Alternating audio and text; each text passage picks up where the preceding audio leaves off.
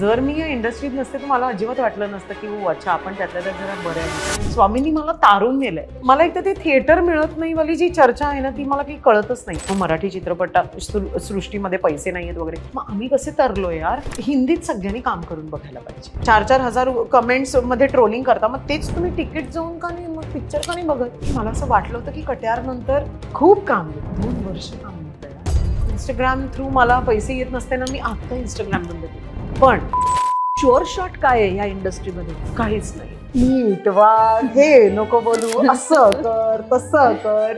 माय God, मी खूप मार खाल्लाय. तर म्हणायची सगळ्यात छोटी दिसणारी मुलगी पण सगळ्यात बंड मुलगी होतीस. ऍक्च्युली मुलगा होते. चौघं एका स्कूटरवरती, बजाज स्कूटरवरती जायचो. पण सध्या माझी आई मुंबई दुबई वगैरे तर असं करते जसं की मुंबई पुणे वगैरे. फिमेल फ्रेंडशिप्स ह्या इतक्या अंडररेटेड आहेत.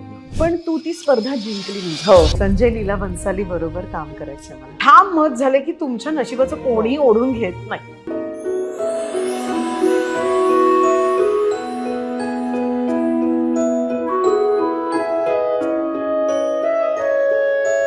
आणि हा भाग तुमच्याकडे घेऊन आले आहेत Lokmanya multipurpose cooperative society limited, ज्यांची 30 वर्षांची विश्वासार्ह परंपरा आहे. आणि अर्थातच आमचे हे एपिसोड सबस्क्राईब करा. सबस्क्राईब केलेत तर ते जास्तीत जास्त लोकांपर्यंत पोहोचतात. हे सगळं मी आतापर्यंत अनेकदा बोललेली आहे, त्याच्यामुळे प्लीज सबस्क्राईब करा. नमस्कार, मी मुग्धा गोडबोले आरपार वुमन की बात मध्ये पुन्हा एकदा तुम्हा सगळ्यांचं मनपूर्वक स्वागत करते. गेलं वर्षभर म्हणजे साधारण 2025-26 मध्ये एक चेहरा आपल्याला सातत्याने दिसला आणि फार चांगल्या पद्धतीने दिसला, वेगवेगळ्या माध्यमांमध्ये दिसला. आणि तो खूप पूर्वीपासून आपल्याला दिसतोच आहे, आपल्याला खूप आवडतोच आहे. पण गेल्या वर्षभरात तिच्याकडे बोलण्यासारख्या बऱ्याच जास्त गोष्टी आहेत आणि म्हणून आज आपल्या बरोबर आली आहे अमृता खानविलकर. हाय, नमस्कार. Thank you so much for having me. किती दिवस चाललं होतं हे, अगदी फायनली बरोबर. आपण भेटलो, याचा मला हो. खूप आनंद आहे. मला थोडा वेळ मिळाला नाटकामधनं असं म्हणायला हरकत नाहीये. त्यावेळेला असंच झालं होतं, तुमच्या रिहर्सल्स आणि Exactly. खूप प्रयोग खूप सुरू तेव्हा जे झाले होते. नोव्हेंबर पासून मी ऍक्च्युली तालीम सुरू केली नाटकाची. आणि त्याच्यानंतर जे काय धुवाधार सुरू आहे ते सुरूच आहे आता. म्हणजे आता I think we will near our 100th प्रयोग आलं पण होय. माझ्यासाठी सगळंच खूप नवीन आहे ना. आणि सगळं जगच खूप नवीन आहे असं म्हणायला हरकत नाहीये. तू कधीच नाटक केलं नाही, नाही, कधीच नाही. एकांकिका वगैरे पण नाही? कधीच नाही, कधीच नाही. मला आठवतं की मला कधीतरी एकेकाळी ऑफर झालं होतं खूप पूर्वी. आणि तो फार फनी किस्सा होता, कारण तेव्हा हे सोशल मीडिया किंवा असं काहीच नव्हतं ना. I was very young. मी काहीतरी ऑडिशन वगैरे करत होते पुण्यात. तर मला कोणी नाईट म्हणतो ना आपण हो, त्याला, नाटकाची नाईट काहीतरी असते. असं. तर मला ना काही कळलंच नव्हतं तेव्हा. मी म्हटलं हे काय विचारतात, मला काही कळतच नाही. नाईट किती घेणार हा, म्हटल्यावर म्हणजे घाबरलीस तू? मी खूप घाबरले होते तेव्हा. कारण ही लँग्वेज असते हेही माहिती नव्हतं. आणि मग अर्थातच then I went on to do like काय आपण त्याला म्हणतो, झी सिनेस्टार्स की खोज केलं मी. आणि त्याच्यानंतर हिंदी मालिकांमध्ये मी झळकले, हिंदी चित्रपट केले. मग there was no looking back. मग लोकांना असं वाटलं की आताही काच नाटक करेल. बरोबर. म्हणजे जे मला असं वाटतं ते आताही लोकांना असं वाटतच होतं की ही काच नाटक करेल. पण मधुबंधा कुलकर्णी नावाच्या ज्या मॅजिकल डॉन आहेत, I think she is absolutely fantastic. तर त्यांनी विचारलं मला. आणि आम्ही ऍक्च्युली मी आणि मधुताई सुद्धा एका वेगळ्याच प्रोजेक्टसाठी भेटलो होतो. मग ते काही वर्कआउट नाही झालं. आणि मग ती तेव्हा हे नाटक लिहित होती. आणि तिचं असं खूप असतं की जोपर्यंत ते पूर्ण होत नाही तोपर्यंत ती ते कोणाला सांगत नाही. आणि मग जेव्हा तिने विचारलं तेव्हा मी म्हटलं की वाय नॉट. आणि मला फार आनंद आहे या गोष्टीचा की वुमन की बात मध्ये मी आली, कारण हे मला आवर्जून सांगायचंय की तिने मला फक्त अभिनेत्री म्हणून हे विचारलं नाही, तर एक प्रोड्युसर म्हणून विचारलं. मला तुला विचारायचंच होतं ते. आणि that was really challenging for me. अर्थात सगळं बिचारी तीच करते माहितीये का. म्हणजे मी फक्त मम म्हणते एवढंच आहे. आणि मग त्यात मग स्वप्नीलची भर पडली आणि असं सगळं झालं. It was great. पण तरी सुद्धा म्हणजे काय आहे, आपण तू केलेली बरीचशी कामं लोकांना माहितीच आहेत, कारण बरेचदा तुझे इंटरव्ह्यू सुद्धा लोक बघत असतात वेगवेगळ्या प्लॅटफॉर्म्सवर. पण वुमन की बात मध्ये तुला बोलवण्याचं कारण हे आहे की या क्षेत्रामध्ये एवढी वर्ष आणि एवढी फ्रंट लाईनवर असं आपण म्हणूया तू सातत्याने काम करत असतेस. त्याच्यामध्ये एक वुमन म्हणून खूप गोष्टी आयुष्यात घडत असतात. आणि तर त्या सगळ्याची तुला एक सांगड घालायची असते सारखी. आता गेल्या वर्षभरात चंद्रमुखी, वर्षभराच्या आधी थोडासा नाही आधी तीन एक वर्ष तर झालीच आता. चंद्रमुखी झाला, पण त्याचे अवॉर्ड्स तुला त्याच्यानंतर पुढे 2 वर्ष मिळत होते. आय थिंक मागच्या वर्षी स्टेट अवॉर्ड तुला मिळालं. त्याच्यानंतर मग आता नाटक, मग साडीचा ब्रँड अमूल्या, ह्या एक वेगळ्या गोष्टी सतत तुझ्या चालू असतात. ते थांबत नाहीस तू किंवा शांत राहत नाहीस. तर ह्या सगळ्याच्या मागे एकतर ती एनर्जी कुठून येते तुझ्यात आणि विचार काय असतो, म्हणजे थॉट काय असतो, असे मला बरेच प्रश्न. म्हणजे मला पप्पा नेहमी म्हणायचे की मी स्कूलमधनं परत यायचे ना दप्तर घेऊन, तेव्हा मी इतकी धाड धाड धाड धाड यायचे. तर लहानपणापासून मी माझ्या पप्पांच्या तोंडून हे ऐकलंय की वादळ आलं वादळ आलं वादळ आलं, आणि भवरा आहे माझ्या आणि माझ्या आईच्या पायाला, आणि नाही स्वस्त बसू शकत. जे मला असं वाटतं की चांगलंही आहे आणि वाईटही आहे. त्याचे काही वाईट परिणाम मला आत्ता जसं जसं वय वाढतं तसं कळतं, पण मला खूप आवडतं काय काय वेगळं काहीतरी करायला, आणि मला त्यावरून मला असं तुला विचारावं असं वाटतंय की तुझ्या लहानपणी तू एकदा कधीतरी कोणाच्या तरी घरी गेली होतीस आणि त्यांच्याकडे माकडाची फ्रेम होती. बापरे, एवढं सगळं माहितीये तुला? आणि तू असं म्हणाली होतीस की तुम्ही आहात म्हणून. ज्यांच्या घरात मी गेलीये त्यांच्याकडे चिपमंकची एक छोटी फ्रेम लावली होती त्यांनी, आणि मी त्यांना म्हटलं काका हे तुम्ही आहात? असं कोण म्हणतं? कारण त्या चिपमंकला चष्मा होता आणि त्या काकांना चष्मा होता. माझ्यासाठी ते जे साम्य होतं ते खूप होतं म्हणजे.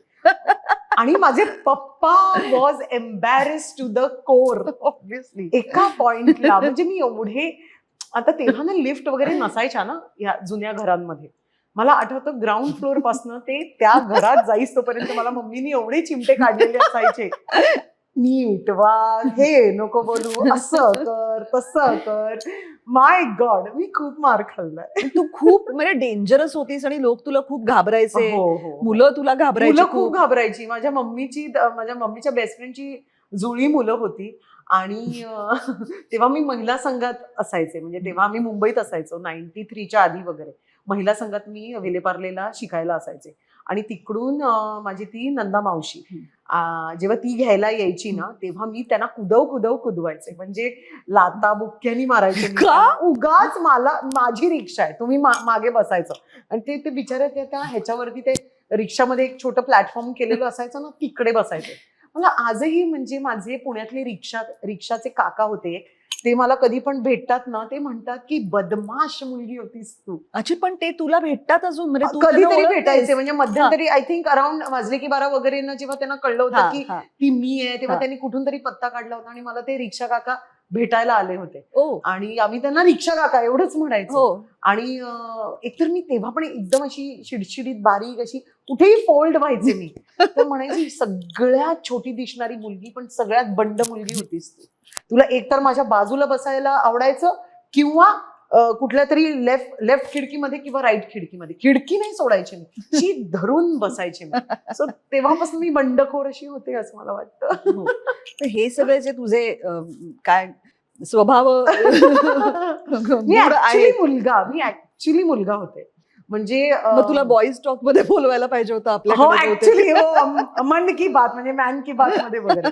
पण कम्प्लीट टॉम बॉय होते. म्हणजे समजा मी या इंडस्ट्रीमध्ये नसते आले तर मी असं एक बॉयकट, आणि मी सदैव बॉयकटच हा केलाय, म्हणजे फ्लॉन्ट केलाय माझ्या स्कूल डेज मध्ये वगैरे.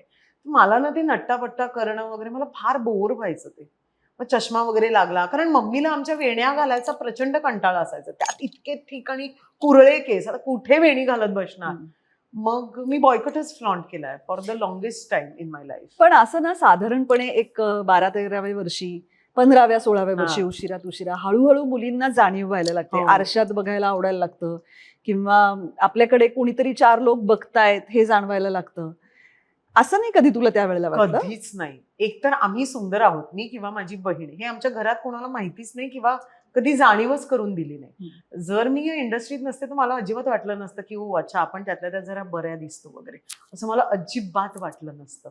म्हणजे माझी मावशी असो, माझी भावंड असो, त्यांना असं वाटतं की काय म्हणजे असं काय सुंदर वगैरे का म्हणतात तिला असं वगैरे. माझ्या मावशीला खूप प्रश्न पडायचा. म्हणजे मावशीनी म्हणजे वाढवलंय मला, सो तिला तर खूप प्रश्न पडायचा की हिला का, म्हणजे आता आपण मंदिरात वगैरे जातोय, साधारण एक VIP ट्रीटमेंट वगैरे मिळते, तर तिला प्रश्नच पडायचा. खूपच आम्ही मिडल क्लास महाराष्ट्रीयन घरातनं आलेलो, फार आम्ही काही टीव्ही मालिका तेव्हा बघायचो वगैरे असं पण नाहीये. म्हणजे जे काही खूपच नॉर्मल घर होतं आमचं. आणि आमच्याकडे तर डिस्करेज केलं जायचं. हो म्हणजे जर चुकून कोणीतरी अरे म्हणालं की- माझ्या पायावरती माझा एक ऍक्सिडेंट झाला होता, कारण मी माझ्या वयाहून जास्त उंचीची असं एक आपण सायकल चालवत होते. तेव्हा मी मुंबईत होता, अंधेरी ईस्टला राहायचो. बॉम्बे केम्ब्रिज स्कूल आहे ना तिकडे. आणि भर पावसात माझा ऍक्सिडेंट झाला होता. मी आमच्या घरी कार्पेंटरची एक सायकल होती, ती सायकल घेऊन मी निघाले होते. आणि तो मध्ये दांडा असतो ना, तर मी कोणाला तरी बघितलं होतं त्या दांड्यातनं पाय घालून असे आम्ही खूप चालवली तशी हा, तर सायकल. तशी मी खूप सायकल चालवायचे. आणि शायनिंग बिनिंग मारत धाडकन एकदा अशी रविवारची सकाळ होती आणि माझा ऍक्सिडेंट झाला. तर तो सायकलचा स्क्रू अखंड माझ्या पायात घुसला. मग रविवारी भर पावसात माझ्या आईने मला असं उचललं. तो कार्पेंटर होता मला उचलला होता. आणि मम्मी तिकडे डॉक्टर शोधत होती. तर आम्ही दवाखान्यात गेलो होतो. त्यांनी तो स्क्रू काढला आणि विदाऊट अॅनेस्थेशिया 11 टाके दिले मला. असं सगळं करून झालंय माझं. हा, पण विदाउट काय माहिती, आता ते काय दवाखाना होता तेव्हा, काय अगदी. आणि रक्त नुसतं हड्डी दिसत होती आणि असं सगळं. तर माझे 2 भाऊ होते, सिद्धार्थ आणि कुणाल. ते मला कुरूप म्हणायचे तेव्हा. आमच्या घरी ना असं कोणीतरी जाता येता म्हणालं ना असं जनरल की वा मुग्धा छान दिसत होती परवा, नाही एवढं काही नाही असं आमच्या घरी म्हणायचे डायरेक्ट तोंडावरच. म्हणजे असं माझ्या भावंडांनी मला असं चिडवलंय की एकतर ते बॉयकट असायचा, मग ते पायाला लागलंय आणि असं कुरूप सगळं नाही ग. कुरूप वगैरे. आणि आता तेच एक आमच्या नाटकात वापरलं जातं. जेव्हा ते हो. बृहस्पती आहेत वकील, ते म्हणतात की अरे लग्न आधी माहिती नव्हतं का तुमच्या नवऱ्याला की तुमचं त्याची बायको कुरूप आहे म्हणून. मला ते आठवतं. मस्त आहे. पण नाटक तुम्ही तुम्ही पाहिलंय का? लग्न पंचमी नावाचं नाटक फार धमाल आहे. हो. आणि हे 4 जण दंगा घालतात खूप अक्षरशः. दंगा करतो आम्ही, खूप दंगा. आणि आय एम सो ग्लॅड की हे अशा प्रकारचं नाटक मी एकतर केलं. एकतर ताईने इतकं सुंदर ते लिहिलंय. त्यात स्वप्नील इतका म्हणजे छान आणतो त्या अखंड नाटकाला, त्याच्या त्या ऑराला.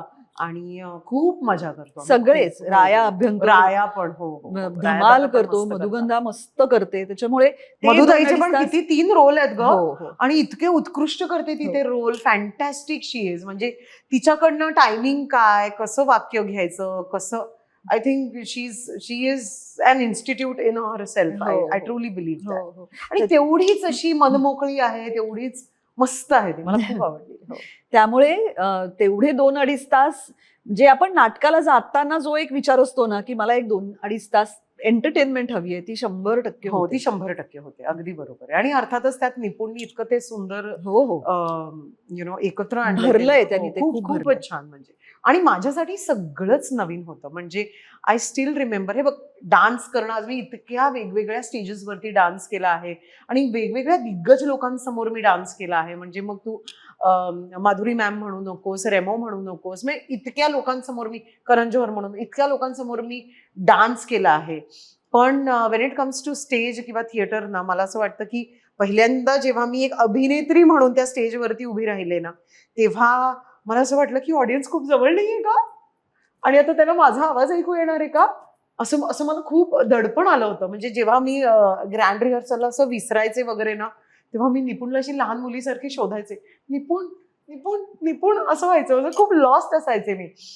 तर तो मला कुठून तरी खुर्चीत नाही का आवाज यायचा, अजिबात मला शोधायचं नाहीये, माझं नाव घ्यायचं नाहीये, जस्ट मूव्ह फॉरवर्ड. आणि ते मी खूप एन्जॉय केलं. आय थिंक इवन इफ जेव्हा तुम्ही फंबल करता, काहीतरी विसरता, just to move on in that moment, I think that is fantastic. पण असं नाही का होत अमृता की आता बरीच वर्ष आपण एका इंडस्ट्रीमध्ये असतो, आपण एक काम करत असतो, आपण एका विशिष्ट स्टेज पर्यंत पोहोचलेलो असतो, त्याच्यासाठी आपण खूप कष्ट केलेले असतात, आणि त्याच इंडस्ट्रीमध्ये एक कुठली तरी गोष्ट तुला आयुष्यात पहिल्यांदा करायची आणि ती सुद्धा खूप उशिरा.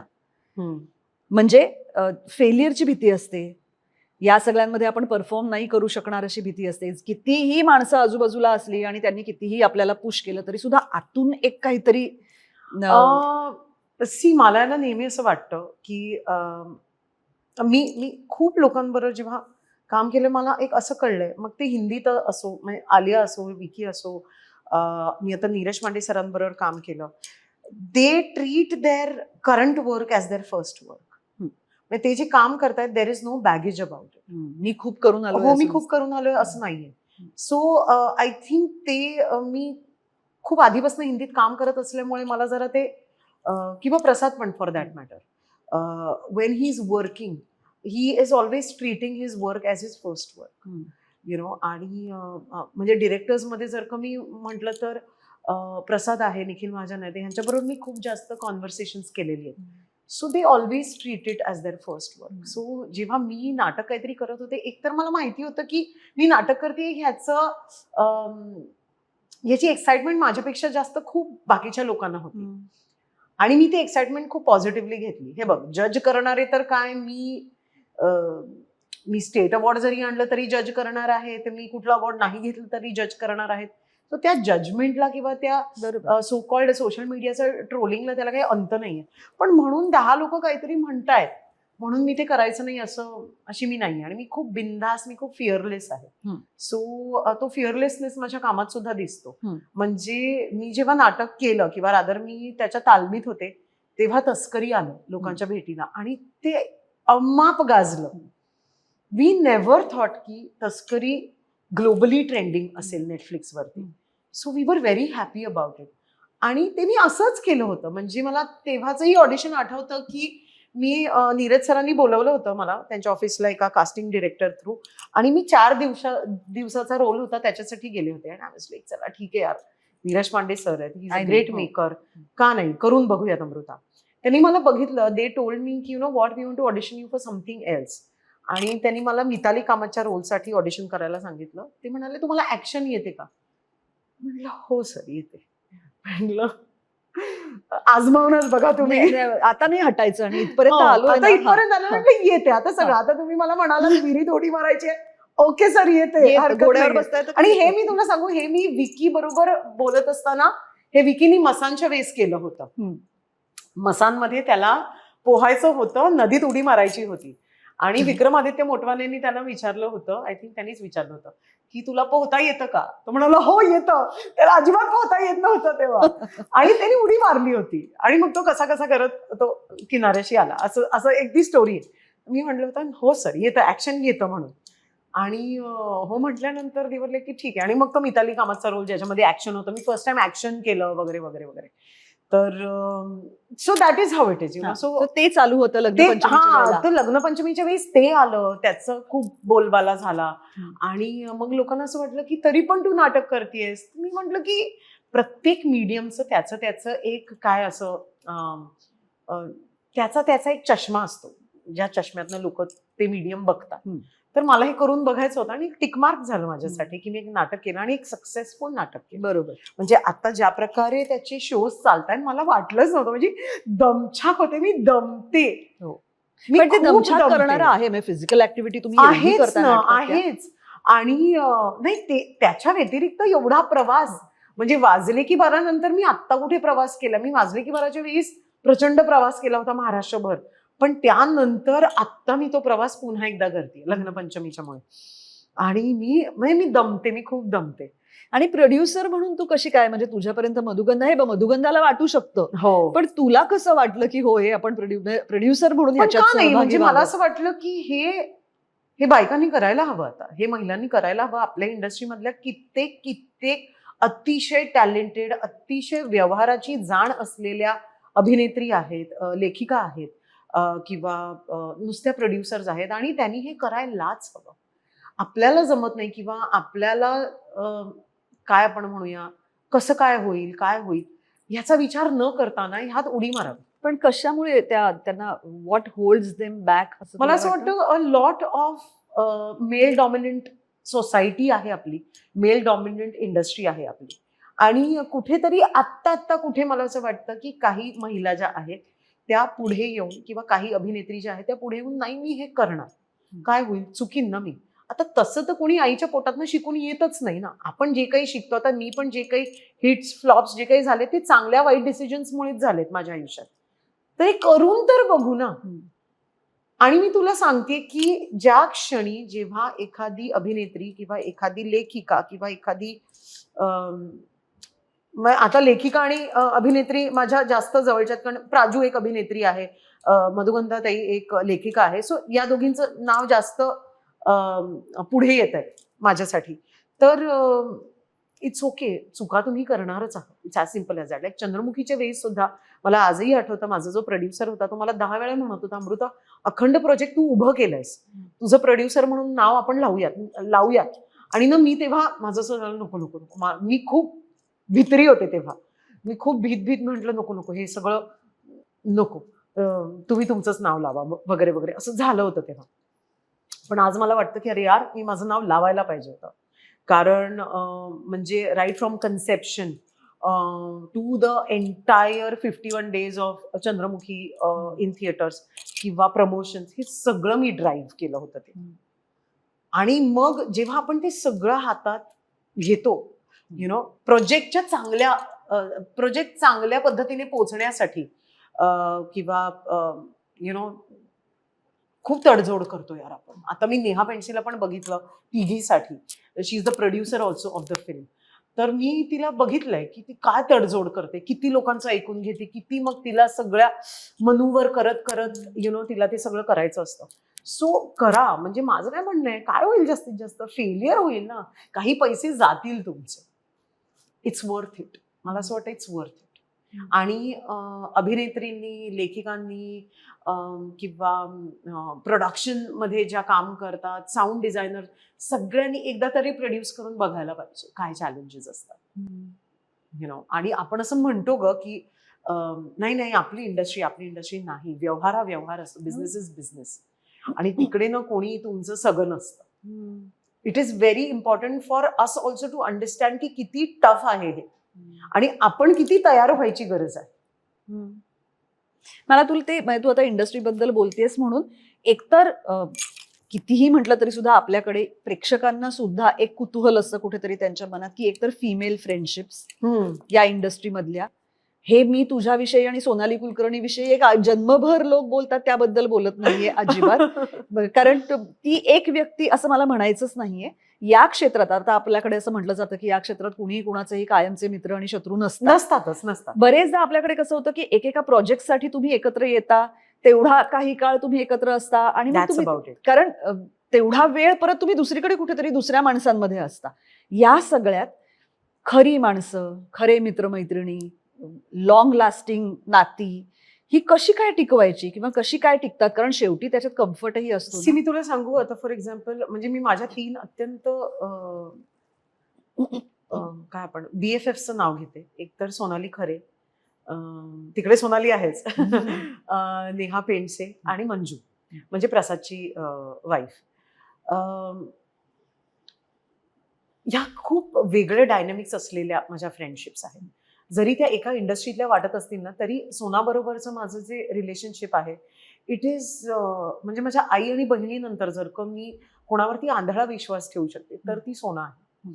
आणि मला माहितीये, मी कुठेही काही करत असेल, जर का मी तिला आता रडत फोन केला तर मला माहितीये की संध्याकाळी ती मला भेटेल किंवा उद्या ती मला भेटेल. नेहा बरोबर the dynamics have been in and out, कारण ती सुद्धा स्वतःच एक अभिनेत्री म्हणून शोधत होती खूप वर्ष. तिला आत्ता कुठे ते मिळालं. मग तिचं लग्न झालं, मग लग्नामध्ये ती बिझी झाली. Manju again Manju is like a sister to me. म्हणजे कधीतरी मी मंजूची मोठी बहीण होते, कधीतरी ती माझी मोठी बहीण असते. आणि मला जे काही वाटतं ते मी सगळं मंजूला सांगते. अँड मला कधीच असं वाटत नाही की माझं आणि ह्या तिघींचं असं कधीतरी भांडण होईल की I can never go back to them. मी ती वेळ येऊ देत नाही. एकतर मी खूप पर्स्युएसिव्ह आहे, म्हणजे मी खूप अशी, काय झालं सांग मला, आता बोल, हे बोल, कितीही, म्हणजे आमचा कधी कधी असा टाइम आउट असतो, अमृता आता मला तुझ्याशी बोलायचं नाहीये. ओके, कधी बोलायचंय? 2 दिवसांनी. Okay fine. So you find your friendships. त्या कायमच्या असतात किंवा त्या राहतील याची अपेक्षा न करता take it as it comes. पण मला सांग, तुझ्यासाठी चांगली मैत्री म्हणजे काय? म्हणजे व्याख्या असं मी नाही म्हणते, पण ही गोष्ट करणारी माणसं मला आवडतात किंवा ह्यांच्याशी माझी मैत्री होते किंवा ती टिकते. I think wear I can just be my self and the other person also feels the same. म्हणजे मी, नेहा आणि सोना आम्ही जेव्हा भेटतो मी इतकं वेड्यासारखं हसतो, मी खूप वेडी चाळे करतो, सगळं आहे. बट आमच्या तिघींचे पर्सनॅलिटीज कम्प्लिटली डिफरंट आहेत. यु नो, लाईक मंजू आणि मी can just talk forever and ever and ever. And I think female friendships ह्या इतक्या अंडररेटेड आहेत ना. आय रिअली फील की अपार्ट फ्रॉम द होल, आणि हे बघ, हे सगळ्यांना होतं, especially in a woman's world there is jealousy, there is competition. पण ते सगळं बाजूला करून when you really really sit with the person that that woman is, my god, and if you click with that person ना, there is just no going back. म्हणजे आता मी आणि सोना असं म्हणतो, मी सोनाला म्हणते की सोना तुझ्या नवऱ्याला सांगा असं कुठेतरी असं छान एक फार्म हाऊस वगैरे गेला, तिकडे मी छोटंसं एक माझी छोटीशी झोपडी बांधलीत आणि तुझ्याकडे ना ती जेवण वगैरे करते सगळे. I am very sorted with my friends, मला माहिती मला काय करायचंय. आणि ते इतकंही काय आपण म्हणूया काय त्याचे जे नॉर्म्स आहेत मला असं वाटतं फ्रेंडशिपचे, of course there should be mutual respect. ते म्युच्युअल रिस्पेक्ट असणं पण खूप गरजेचं आहे. की कारण प्रत्येक व्यक्ती, आणि हे मी विथ टाइमच शिकली आहे. Wien I was in my 20s I was very dynamic you know friend, की मला म्हणजे आत्ता पाहिजे तर आत्ता पाहिजे, आता भेट म्हणजे आता भेट, मग तू भेटत नाही मग असं नाही. हे सगळं माझंही करून झालेलं आहे. But with time I have understood की okay, you know, female friendships काय आपण काय त्याला एक शब्द आहे, दे डेव्हलप, आणि ते सगळं मग मागे निघून जातं. And then you actually see the person that she is. And it's fabulous to be with a woman and to be friends with a woman it's great. मी सांगते ना, my women friendships have really helped me through a lot of things. आणि त्यांचे values तुमच्यामध्ये येतात. U know, like आता मंजू आमची फारच अशी घरेलू आहे, फार अशी आहे, आणि मग तिचे काही व्हॅल्यूज माझ्यामध्ये आहेत. आता नेहाचे काही व्हॅल्यूज माझ्यामध्ये आहेत. मी सोनाला सनाया बरोबर बघते. So Sana is like my daughter. म्हणजे I always considered her as my daughter. So मी तिला नेहमी म्हणते सोना तुझी आई आहे, मी तुझी आई आहे म्हणून म्हणते असं सगळं. तर या, so all these things I think त्याच्यामुळे ना मला माझ्या आई बरोबरचं रिलेशनशिप, माझ्या बहिणी बरोबरचं रिलेशनशिप रिकिंडल करता आलं. ते कुठेतरी माझं आणि माझ्या बहिणीचं ना खूप गॅप झाली होती. आणि मग कारण ह्या सगळ्या मुली ज्या आहेत ना, फॉर एक्झाम्पल नेहाची आई किंवा सोनाची आई, त्यांचं डायनेमिक्स खूप वेगवेगळे आहेत. मग मला कळतं की ओके, नाही मी माझ्या आईशी मग ओके हे नाही मी वागायला पाहिजे होतं, आणि असं सगळं. आणि I am surrounded by women. And I just love it. I love it. एक ना मला बघ, म्हणजे तू मला सांगू शकतेस की मला या प्रश्नाचं उत्तर द्यायचं नाही, आणि I'm okay with it. याच्यावरून मला असं आठवलं की जेव्हा पहिल्यांदा एकापेक्षा एक झालं, ज्याच्यामध्ये तू पार्टिसिपेट केलं होतंस, तू फॅन्टॅस्टिक नाचत होतीस, तेव्हा पहिल्यांदा आम्हाला सगळ्यांना तू जास्त दिसलीस, कळलीस, पण तू ती स्पर्धा जिंकली नव्हती. हो. आणि त्यावेळेला तू असं काहीतरी स्टेजवरती बोलल्याचं मला आठवत होतं की हे अवॉर्ड माझं होतं. हो.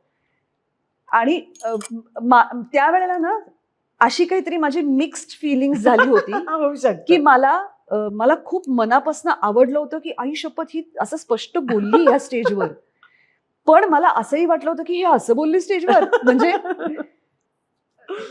ते वय असतं. Exactly. I was not 22 something.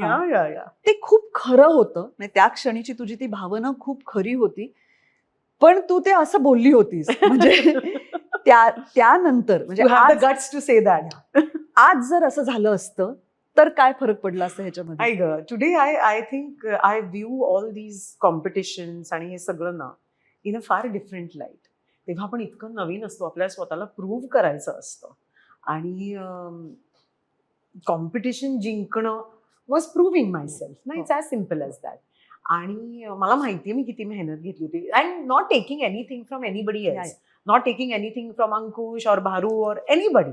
But माझं असं असतं, तुम्ही सगळ्यांना द्या, तुम्ही तिला पण द्या, याला पण द्या, याला पण द्या, पण माझ्या हक्काचं मला द्या. आणि ना मला असं वाटतं की आता because I think that comes a lot from my father, you know, की आता मी माझ्या वडिलांना फार वेगळ्या पद्धतीने बघते. तेव्हा when I was in my teens and everything, तर खूप वेळ ना त्यांना त्यांच्या हक्काचं फार मिळालं नव्हतं. आणि ना मग ते खूप लढायचे त्या गोष्टीसाठी.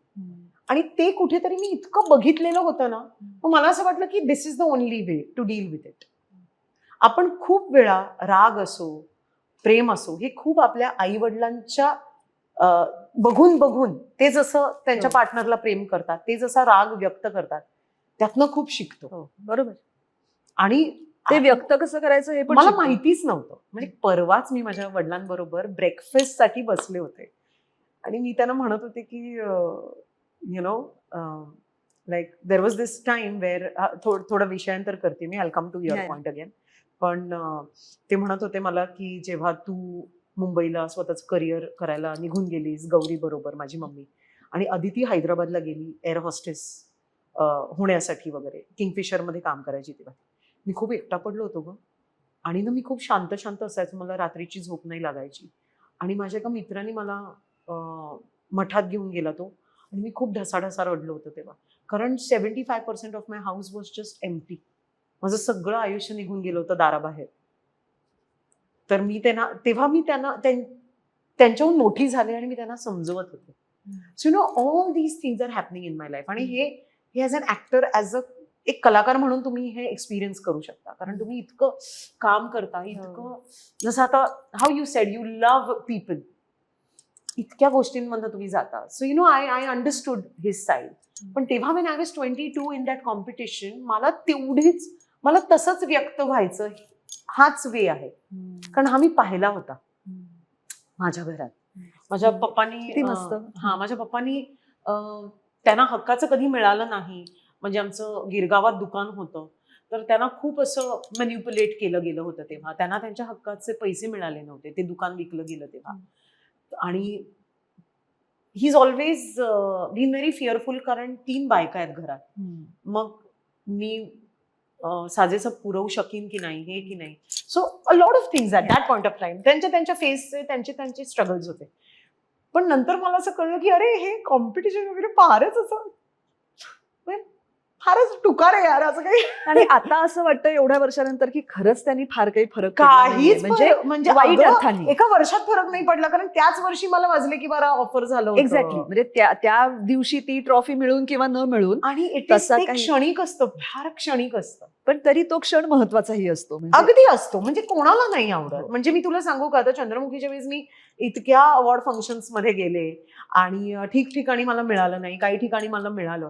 ज्या अवॉर्ड फंक्शनला मी गेले नाही ते म्हणजे महाराष्ट्र स्टेट अवॉर्ड, जे सगळ्यात मोठं अवॉर्ड असतं, तिकडे मला अवॉर्ड मिळालं. तुला मी आज एक सांगू, मी ज्युरी होते. Oh my God, thank you so much. Thank you काय नाही थँक्यू, बट रिअली म्हणजे मी काय म्हणते, काय तुमच्या नशिबात कुठे लिहिलं असेल तुम्हाला काहीच माहिती नाही, काहीच माहिती नाही. आणि हे फक्त मी अवॉर्डच म्हणत नाहीये, कुठला माणूस, कुठला क्षण, कुठलं प्रोजेक्ट तुमच्या नशिबात असेल तुम्हाला काहीच माहित नाही.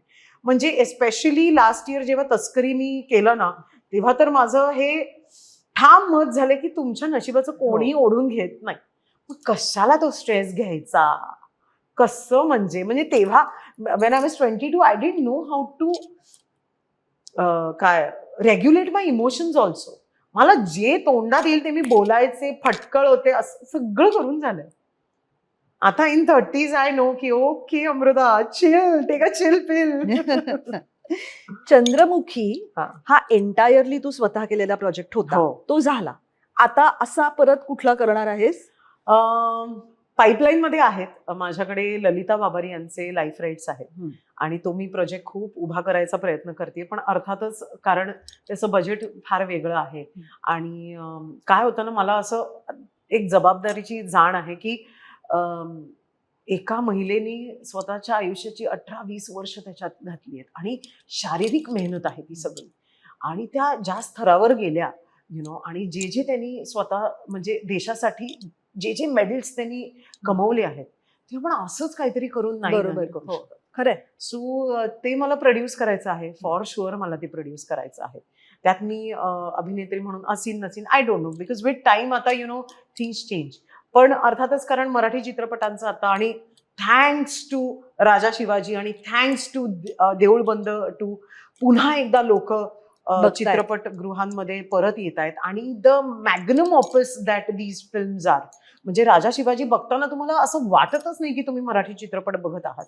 म्हणजे ज्या मॅग्नम ऑफिसमध्ये रितेशजींनी ते प्रेझेंट केलंय लोकांसमोर, ते त्याच पद्धतीने आपल्या राजाचं जी महागाथा आहे ती अशीच व्हायला पाहिजे, प्रेझेंट. सो आय थिंक त्यांचं खरंच खूप कौतुक, जिओचं खूप कौतुक. आणि आता देऊळ बंद मी कालच बघितला. मी प्रवीण सरांना सकाळी मेसेज केला, फोनच केला. म्हटलं मी आज माझ्या आईचा वाढदिवस होता सर, आम्ही कुठेतरी जाणार होतो, पण चित्रपट बघून ना आम्ही येऊन घरात फक्त बसलोय, आम्हाला काहीच माहिती नाही आम्हाला काय करायचंय. कारण अगेन स्वामींनी मला तारून नेलंय. गेल्या अनेक वर्षांमध्ये स्वामींनी मला तारून नेलंय.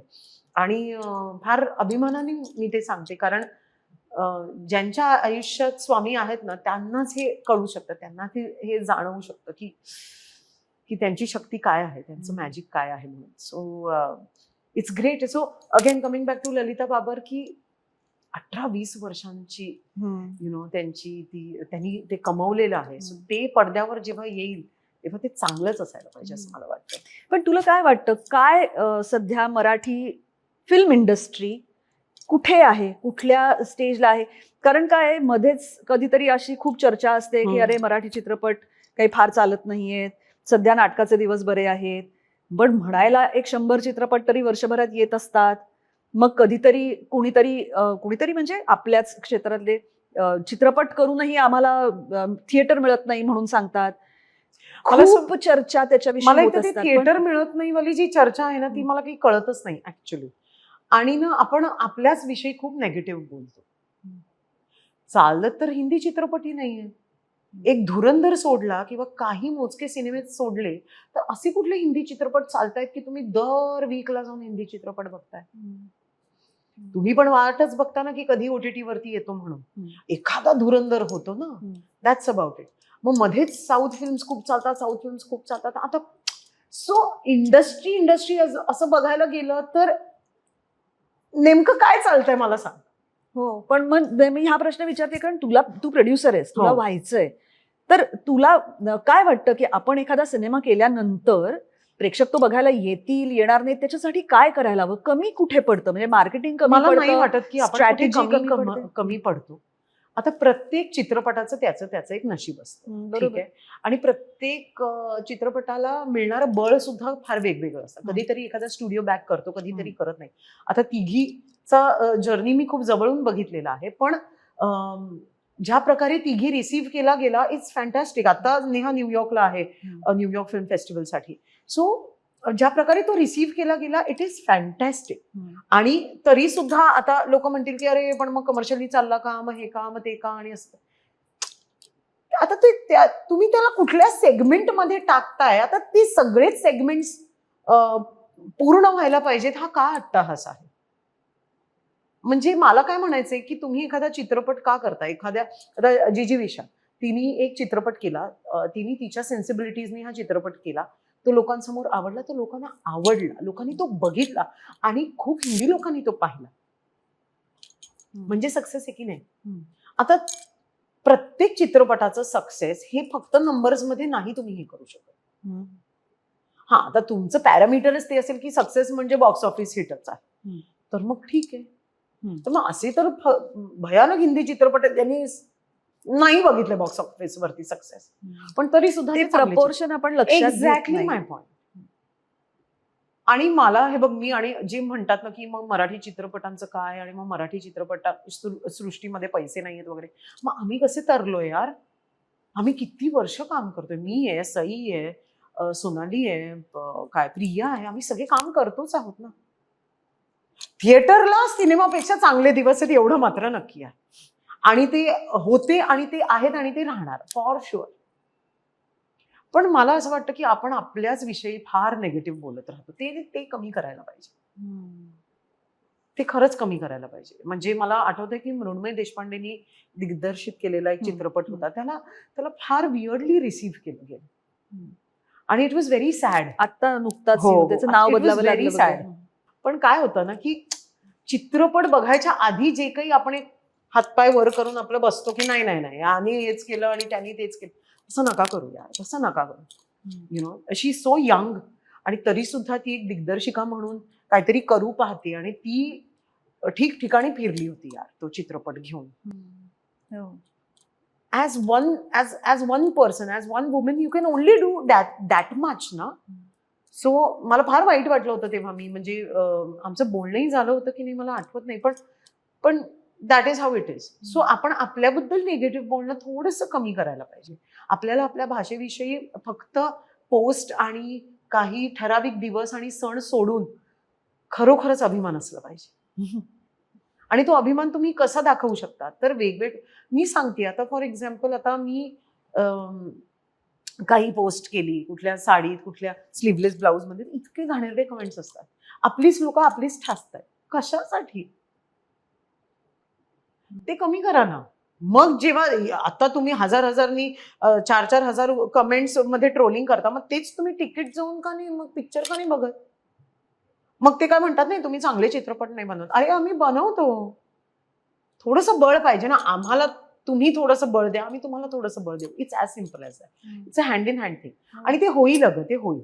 It's as simple as that. काय म्हणायला कोणाला अनेक सुपरहिट चित्रपट आवडत नाही. It's a choice. It's a choice. आता मला असं वाटतं की काय झालंय की इतका जास्त चॉईस आहे ना लोकांना. पूर्वी कसं असायचं की एकच सिनेमा असायचा आणि आपण जाऊन तोच बघायचो, कारण पर्यायच फार नसायचा. आणि तो एक मास युफोरिया असतो की माझ्या आजूबाजूची 500 माणसं टाळ्या वाजवतायत, शिट्ट्या वाजवतायत, धमाल करतात. आम्ही लग्नपंचमीला ते एक्सपिरियन्स करतो की ते ऑटोमॅटिकली तुम्हाला ते सगळं वातावरण आवडतं, तुम्ही त्या माहोलचा एक भाग होता. आता थिएटर्स मध्येच मुळात असं खूप कमी वेळा होतं सिनेमा बघताना, क्वचित होतं. त्याच्यामुळे तो अनुभवच आता फारसा येत नाही. आणि ना आता थिएटरमध्ये लोक जेव्हा जातात तेव्हा त्यांना एक थिएटरिकल एक्सपिरियन्स पाहिजे असतो. That experience is very important. You know, त्यांना बाकीच्या ज्या फिल्म्स आहेत त्या OTT वरती वगैरे, also there is a lot of consumption of content. That is also there. खूपच आहे, खूप वेगवेगळ्या प्रकारचं खूपच आहे. मग ह्या सगळ्यामध्ये आता तू नाटक केलंस, हा एक प्रयोग केलास, एक नवा सिनेमे तर तू करतेच आहेस, आणि त्याच्यामध्ये एक बिझनेस. सो अमूल्य व अमृता ऍक्च्युली मला चंद्रमुखीच्या वेळेसच करायचं होतं. मला कारण ऍक्च्युली माझे पप्पा गेले 48 years is into garment industry. म्हणजे आमचं गिरगावात दुकान होतं. त्यानंतर पप्पांनी स्वतःचं शॉप सुरू करायचं म्हणून आम्ही पुण्याला गेलो. पुण्याला आमचं एक शॉप होतं. त्याच्यानंतर त्यांनी निवेदिता साबू म्हणून एक पुण्यात खूपच मोठ्या डिझायनर आहे, त्यांचं प्रोडक्शन सांभाळलंय. So my father is always been into the garment industry. मला स्वतःला निफ्ट किंवा NIFD करायचं होतं, पण तेव्हा 40-40 लाख फी होती. बापरे, एवढी फी देऊन आपल्याला काहीच करायचं नाहीये. तर ते माझं नेहमीच राहून गेलं होतं करायचं. आणि साड्यांविषयी मला विशेष प्रेम आहे. म्हणजे जसं जसं माझं करिअर उलगडत गेलं, वेगवेगळं होत गेलं, तसं तसं माझा साडी बरोबरचा प्रवास सुद्धा खूप वेगवेगळा होत गेला. मी ऐकायला बसलीये शांतपणे, तू बोल, कारण मलाही भयंकर प्रेम आहे. मला समजून घ्यायचंय की तू काय विचार करून हा बिझनेस सुरू केलास. मला करायचंय म्हणून अजिबात नाही, करावा. मला असं वाटतं प्रत्येक स्त्रीने काही सगळं करून बघावं. कारण मी तुला सांगू, असं काहीच नाहीये जे एक स्त्री करू शकत नाही. मला अगदी 100% मान्य, पण मला खूप साड्या घ्यायच्या आहेत, मला त्या विकायच्या नाहीयेत. पण आय थिंक अमूल्य व अमृता ची सुरुवात ऍक्च्युली माझ्या मावशीच्या एका साडीवरनं झाली.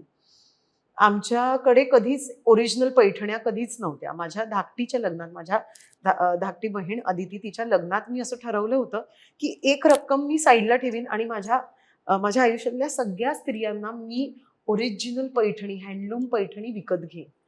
आणि आम्ही दादरला गेलो, मग आम्ही येवल्याला गेलो, आणि मग मी मम्मीची एक पैठणी घेतली, अदितीची हळदीची पैठणी घेतली, आणि हळदीत आम्ही खूप हौशेने त्या पैठण्या नेसल्या वगैरे. आणि त्याच्यानंतर मला खूप हवं होतं की मम्मीनी पांढरी पैठणी परिधान करावी, पण आमच्या मम्मीला सगळे झटांग कलर्स आवडतात. मम्मीने चल मी असं काय पांढरं पिंढ घालणार नाही. माझी मावशी मला म्हणाली, तुला कुठली घ्यायची ती तू घे, मी नेसेन. आणि मग मी तिच्या साडीसाठी भटकले, फिरले, आणि शेवटी दादरच्या एका दुकानात मला अतिशय सुंदर अशी फ्लोरल प्रिंटची पांढरी विथ फुशिया पिंक रेड अशी सुंदर पैठणी सापडली, आणि ती सगळ्यात महाग पैठणी होती. मी म्हंटल, मावशी मी घेऊ का तुला? ती बोलली घे. आणि मग तिने नेसली, आणि तिने मला आणून दिली. ती म्हणाली, ही तू मला घेतलेली पहिली साडी आहे, ही तू तुझ्याकडे ठेव, मला जेव्हा वाटेल तेव्हा मी ती नेसी. माझ्या मावशीचं काहीतरी 3-4 वर्ष आधी ती आम्हाला सोडून गेली आणि तिने जेमतेम 3 वेळा नेसली असेल ती साडी, जेमतेम. कट्यारच्या आमच्या ट्रेलर लॉन्चला मी ती नेसली होती, मला आठवत आहे. आणि ना ती राहून गेली यार माझ्याकडे साडी. आणि मी आज जेव्हा पण उघडून बघते ना ती साडी, आणि ती मी अशी म्हणजे अशी प्रॉपर की तुम्ही दुकानात विकत देऊ शकाल अशी ती ठेवली आहे. म्हणजे मला इतकं वाईट वाटतं ना त्या साडीला बघून. मला असं होतं की म्हणजे इतक्या हौसेने मी ती साडी तिच्यासाठी घेतली आणि तिला फार तिला फक्त मी नटवायचे. तिचे केस म्हणजे आमच्याकडे नट्टापट्टा कसा व्हायचा माहिती का, सगळ्यांना मी नटवायचे, मेकअप करायचे मी. त्याच्यानंतर आणि ती एकमेव अशी स्त्री होती माझ्या आयुष्यात जी शांतपणे बसायची आणि ती मला जे हवं ते मला करू द्यायची. मग तिचे ते केस माहिती आम्ही इस्त्रीने स्ट्रेट करायचे, ते कुरळे केस होते, मी इस्त्रीने असे स्ट्रेट करायचे. ते कुठे स्ट्रेटनर बिटनर घ्यायची आमची ऐपत होती. ती म्हणायची कर तुला हवं ते कर. आणि लहानपणापासून मी तिला असा नट्टापट्टा केलेला होता.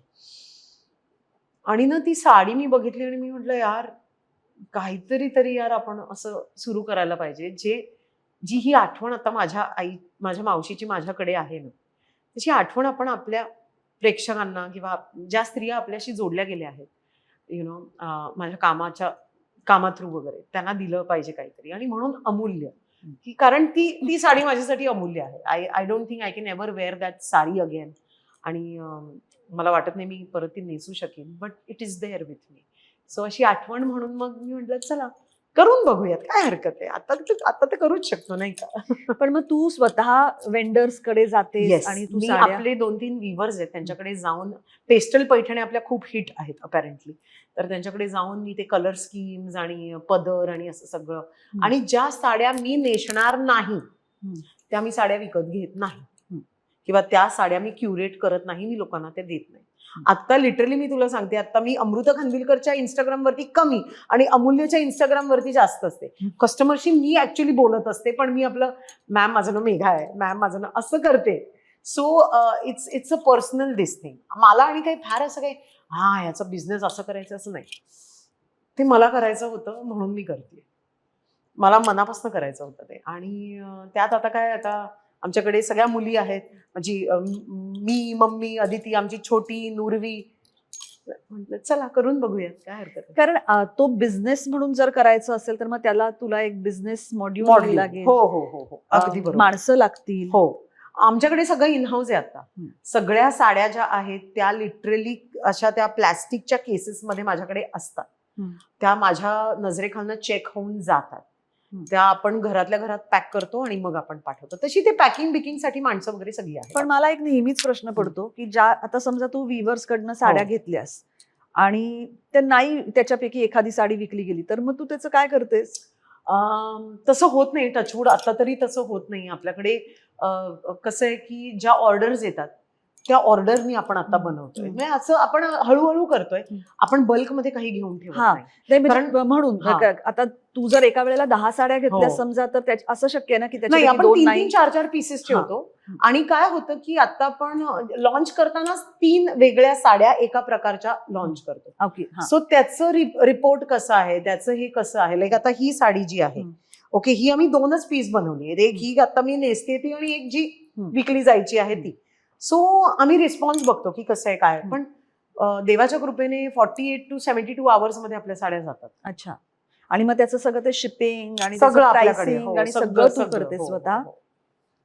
आता तरी तसं होत आहे, म्हणजे देवाच्या कृपेने असं मोठं काहीतरी झालं तर मग ग्रेट. हा, पण उद्या समजा तू आता एखाद्या फिल्म मध्ये खूप बिझी झालीस मग तशी माणसं आपण आखून दिली आहेत. हो, तशी माणसं आपण आखून दिली आहेत. हो, सोशल मीडिया टीम एक हँडल करणारी, वेबसाईट एक टीम हँडल करणारी, आणि आता मॅनेज होत आहे. म्हणजे असं नाही की ते अनमॅनेजेबल आहे, असं नाही. असं नाही का होत अमृता की हे सगळं जेव्हा चालू असतं ना तेव्हा खूप एक्सटर्नल नॉईज असतो. कारण आपण एका वेळेला किमान एक 10 माणसांशी वेगवेगळ्या पद्धतीने डील करत असतो. तू तर अशा क्षेत्रात काम करतेस की जिथे तुला फिल्म एक करायची म्हटल्यावर सतत माणसांबरोबर कम्युनिकेट करावं लागतं, सतत काहीतरी घडत असतं. या सगळ्यात शांतपणे बसून विचार करायला आपला आपला काहीतरी ठरवायला म्हण, काही नाही तर नुसतं शांत बसायला, असा वेळ मिळतो तुला? मिळतो. मला असं वाटतं की माझं जे मॉर्निंग रुटीन आहे ते माझ्यासाठी खूप इम्पॉर्टंट आहे, जे आत्ता नाटकामुळे ते होत नाहीये. कारण 9:30चा प्रयोग आमचा 1:30 वाजता संपतो, हो. मग 2:30 वाजता आम्ही जातो वगैरे वगैरे. असं सगळं I am still getting used to it. But absolutely मिळतो. आणि तो एक जो सकाळचा वेळ असतो ना, जिकडे मी माझी पूजा करते, माझं योग करते, I think that time is very important for me. आणि मी गेली 8-10 वर्ष तरी योग करते आणि it has really helped me a lot. आणि मग अर्थातच आय डू ऑल दीज काय त्याला कोर्सेस करते मी काही. आता म्हणजे प्राजू आमची स्वतः एक टीचर झाली. श्री रविशंकर आर्ट ऑफ लिव्हिंगचा ती कोर्स करते. प्राजू म्हणजे तू प्राजक्ता माळीबद्दल माळीबद्दल बोलते. हा, सॉरी, मी तर प्राजू बोलते. नाही, कधी कधी काय होतं, प्रेक्षकांना कळत नाही कशाविषयी चाललंय ते. प्राजू म्हणजे प्राजक्ता माळी. तर ती मला वेगवेगळ्या कोर्सेससाठी पाठवत असते. ती स्वतः खूप करते art of living. So yes, on and of. पण मी हे पण ह्या वर्षात इनफॅक्ट एक्सेप्ट केलेलं आहे की त्याचा अट्टहास नाही करायचा. म्हणजे मला इन द सेन्स की कधी कधी काय होतं की आपण नाही हेच माझं स्केड्यूल आहे, नाही हे स्केड्यूल नाही झालं की मग चिडचिड खूप होते. लाईक नाटकाच्या सुरुवातीच्या काळात ना माझं असं व्हायचं की 2:30 वाजता झोपणं हे मला माहितीच नव्हतं गेली अनेक वर्ष. 2:30 वाजता झोपतेय यार मी. आणि प्रयोग झाल्यानंतर इतकी भूक लागायची मला, मी तेव्हा जेवायचे. आणि मला लेट नाईट जेवण माहितीच नाही अनेक वर्ष. म्हणजे 8:30 नंतर मी कधी, मला आठवत नाही मी बसून मील खाल्लंय. आणि इथे येऊन 1-1.5 वाजता मी आपलं काहीतरी व्हेज बिर्याणी खा, दाल खिचडी खा. मी म्हंटल मी काय करतेय. But I got use to it. मग आता मी सकाळचं फास्टिंग करते. मी संध्याकाळी 4-5 नंतर मी माझं जेवण सुरू करते. माझं पहिलं मील 5 वाजताच असतं. देन प्रयोगाच्या आधी मी थोडंसं काहीतरी खाते आणि प्रयोगानंतर काहीतरी खाते. बट मग त्याच्यामुळे मग माझं वजन मेंटेन होतं. मग मला ते सतत आपली खा होत नाही. कारण एकदा खायला सुरू केलं की मग तोंडाचा पट्टा काही बंदच होत नाही. आता हे गाडीत आम्ही 7-7, 8-8 तास प्रवास करतो. माझ्या गाडीत काही मिळणार नाही तुम्हाला. त्यातल्या त्यात खाकरा किंवा कुरमुरे मिळतील, दॅट्स इट. पण अदरवाईज मी आपलं बसली आणि आता खातच बसली असं नाही करत मी, अजिबातच करत नाही. सो मी तो अट्टहास सोडला. मी स्वतःला सांगितलं की अमृता, आता 1 प्रयोग असतो, 2 प्रयोग असतात, तू थकतेस आणि इट इज ओके. कारण तुझी मेंटल एनर्जी, आणि हे मला मधुताईंनी सांगितलं, अमृता तुझी मेंटल एनर्जी सुद्धा यूज होतीये, तू फिजिकली सुद्धा तुझी एनर्जी यूज करतेय, इट इज ओके. माझी खूप चिडचिड व्हायची आधी. मला सकाळी उठता येत नाही, मला योग करता येत नाही, मला आता मग जे मी 1.5 तास योग करायचे ते आता हॅज कम डाऊन टू 21 सूर्यनमस्कार. कधी कधी मी 12च करते, but it's fine. So I got use to it. आणि मग मला कळलं की प्रत्येक तुमच्या आयुष्याच्या काही 3-4-6 महिन्याच्या फेजेस असतात यार तुमच्या. अगदी खरं. त्या फेजेस एक्सेप्ट करायच्या. त्याच्यामुळे मी इकडून पण शांत झाले. ओके, आता हे असं चाललंय, ओके फाईन. अगदी बरोबर आहे. पण डाएट हा एक, म्हणजे ना, मला कुठला सिनेमा ग, आय थिंक जुलिया रॉबर्ट्स आणि ह्याचा कुठला, प्रिटी वुमन, नाही, नॉटिंग हिल, ज्याच्यामध्ये ती असं एक वाक्य बोलली आहे तिला, तो as an actor you are so basically I am starving for the longest time, असं काहीतरी ती म्हणाली. थोडक्यात डायनिंग टेबलचा सीन असतो जिकडे ती ज्याच्यात सॅडेस्ट ब्राउनी, कोणाला सॅडेस्ट स्टोरीला ती ब्राउनी मिळणार वगैरे. करेक्ट. तर त्याच्यामध्ये तिने असं सांगितलंय की जवळजवळ गेली 20 वर्ष मी मुळात उपाशी आहे. फार टोकाचं झालं हे, किंवा ते त्या सिनेमाचा एक भाग म्हणून झालं. पण खाणं ही एक गोष्ट फक्त शरीरासाठी नसते, ती आनंदासाठी सुद्धा असते.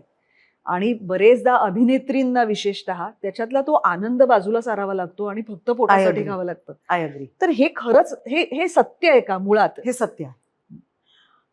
ते जिभेचे चोचले म्हणतो ना आपण, तसं आहे ते. आणि तो चोचला ना लिटरली 6 सेकंडचा असतो. ते एकदा झालं ना, if it is bad for your body, it is bad for your body. आणि हे म्हणजे मी when I was in my 20s माझ्या तेव्हाच लक्षात आलं होतं की Amruta, there are certain things that you will have to give up, and there are certain things ज्या तुला ठेवाव्या लागतील. तर तू आता निर्णय घे की तुला काय करायचं. मी चॉकलेट शिवाय राहू शकत नाही. मला Wien ever I have my periods, मला 2 आईस्क्रीम तर पाहिजे. आणि हे आहेच, म्हणजे हे मी स्वतःला म्हणजे ते गाठ बांधली आहे मैंने उससे. आणि मला फरक नाही पडत. मला पिझ्झा खूप आवडतो, मला पास्ता खूप आवडतो, महिन्यातनं एकदा मी तो खाते. That's it. बट मी तुला सांगते, आय हॅव बीन शूटिंग, म्हणजे मी जेव्हा शूटिंग करते, एकतर मी नॉनव्हेज फार खात नाही, आणि नॉनव्हेज तर मी आता सोडूनच दिलंय. It's as simple as that. कधीतरी अगदी क्रेविंग झालं तर. पण मध्यंतरी जेव्हा माझं योग खूप चालत होतं, तेव्हा तर मी 1.5-2 वर्ष मी नॉनव्हेजला हातच नव्हता लावला. पण मला एग्स खूप आवडतात. So I am an eggetarian. तर मला एग्स खूप आवडतात आणि मला वेगवेगळ्या प्रकारचे एग्स आवडतात. मी बनवते सुद्धा स्वतः एग्स. सो ते I cannot give that up. So me chocolate कधीही खाते.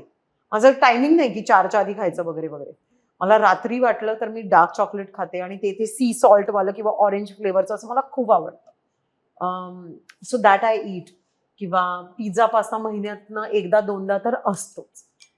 पिरियड्समध्ये 2 कॉर्नेटो किंवा असं संडे मला खूप आवडतं. आणि अदरवाईज तू मला बघशील ना, I am a dal khichdi person. My first signal goes to my brain, हे तुझ्यासाठी चांगलं नाही. आणि आय ट्रेन्ड मायसेल्फ, कारण मी एक बिकिनी ॲथलीट वैशाली भोईर, तिच्याबरोबर मी ट्रेन केलं होतं खूप वर्ष आधी, आणि तिने मला सांगितलं होतं की Amruta, you have to tell yourself this is not good for you. आणि तसं होतं. मग ते मी आत टाकते उगाच. कधी कधी आपण एक काय गिल्ट इटिंग करतो, कधी कधी इमोशनल इटिंग करतो बायका आपण.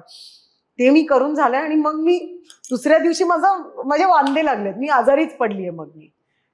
So that I think I have always maintained. आणि ते इथे इतकं फिट झालंय ना गं.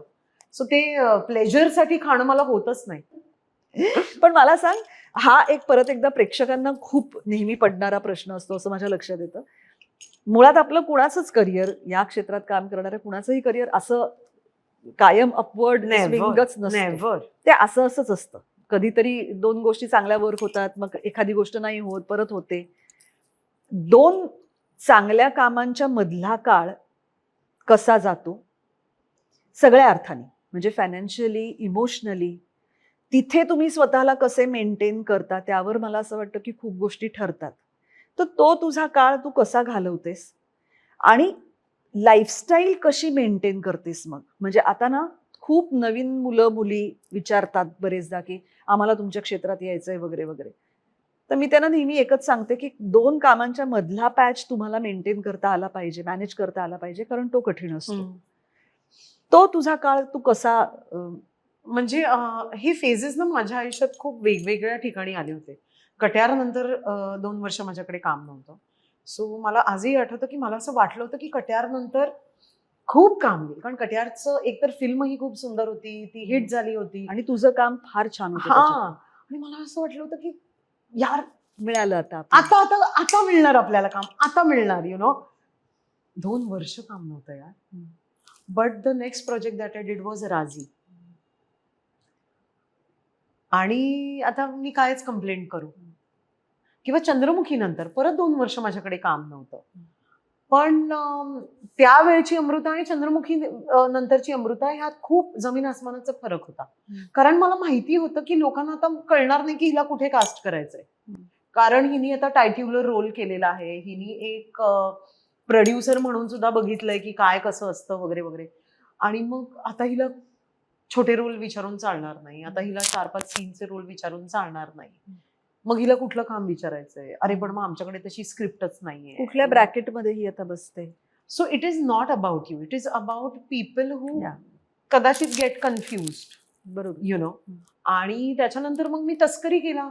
आता तस्करीनंतर आता अर्थातच एक रामभूमी म्हणून एक फिल्म येते झी स्टुडिओची, जी मी कामाख्या सिंग यांच्या बरोबर करते. ते एक नॅशनल अवॉर्ड विनर आहेत. त्यांनी केरला स्टोरी 2 केलं.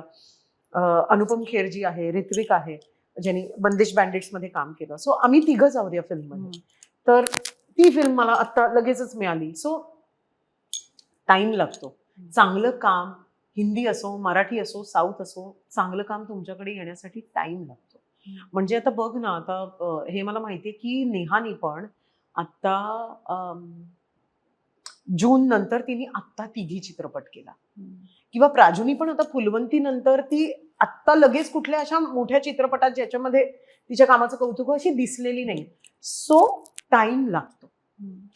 त्या टाइम मध्ये तुम्ही फिरायला जाऊ शकता, तुम्ही काहीतरी hobby you can take up a hobby. म्हणजे मी पियानो वाजवायचं शिकत होते, मग ते सुटून गेलं. बट तुम्ही स्वतःला बिझी ठेवणं खूप गरजेचं आहे. So for me fitness has always been that thing, that support. की अच्छा आता वेळ आहे ना आपल्याकडे, चला मग आपण काहीतरी योगच करूयात, योग बद्दल शिकूयात. मी योगाचा कोर्स केला. I am a certified yoga teacher. So त्या काळात मी योगाचं सर्टिफिकेशन कोर्स केला. त्याच्यानंतर मी इथल्या इथे स्कुबा डायव्हिंग शिकले. So as an actor you get that immense time where you can invest in yourself. So ते करणं खूप गरजेचं आहे. की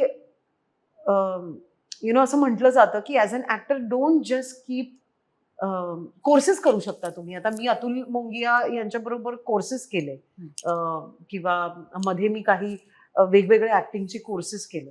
so it's great. I mean you can do so many things. तो टाइम जो आहे, कारण तुम्हाला कधी काम मिळेल तुम्हाला माहिती नाहीये ना. बरोबर.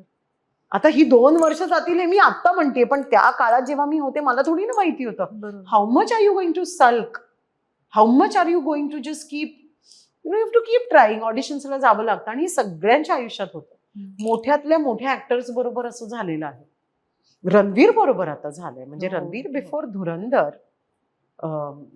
there was a series of films that did not work, but see, to keep doing things, keep going at it, you have to keep pushing yourself. ह्या पुशिंग मध्ये तुमच्याकडे असलेलं तुमचं खरं टॅलेंट आणि तो सगळा पॅरेफर्नेलिया म्हणजे बाकीच्या बाहेरच्या सगळ्या गोष्टी ह्या किती महत्वाच्या ठरतात. म्हणजे तुझ्याकडे मॅनेजर असावा लागतो का, तुझ्याकडे कास्टिंग एजंट असावा लागतो का, तू एका विशिष्ट पद्धतीने तुझी इमेज लोकांसमोर ठेवण्यासाठी सोशल मीडिया हँडल करणारी माणसं, हे सगळं आता सध्याच्या काळात इतकं गरजेचं झालं आहे का? हिंदी लेवलसाठी डेफिनेटली. आता मराठीत सुद्धा तो ट्रेंड आला आहे, जिकडे लोकांकडे मॅनेजर्स आहेत. आधी तर आमच्या वेळेस तर समजा आपण म्हटलं कुठल्या तरी डिरेक्टरला, ठीक आहे माझा मॅनेजर हे सगळं बघेल, तर ते असं it was looked down upon. आणि पण नाव people have got use to it. आता ज्या नवीन मुली येतात त्यांच्याकडे मॅनेजर आहे, सोशल मीडिया मॅनेजर आहे.